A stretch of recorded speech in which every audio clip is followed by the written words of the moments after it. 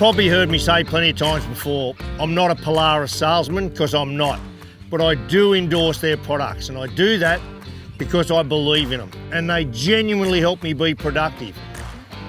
It wasn't my intent to make a video while I was out here doing this. It just really occurred to me how this thing's really helped me get quite a large job done.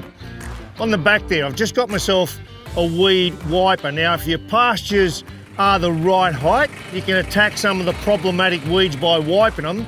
Even if you can't get or don't have a selective herbicide, you can use a glyphosate, for example, and just wipe the weeds. And what I love about the diesel, it does suit an agricultural application. You know, it purrs along like the tractor. I can just cruise along at my 7 or 8 Ks an hour, 1-wheel drive for easy turning. I've got 2-wheel drive for when the things get a little tougher, and I've got 4-wheel drive, all at the flick of a button when I want to really get uphill and down dale. And I tell you, I've taken this thing in places that I would not get my tractor, and certainly places I would not take my ute.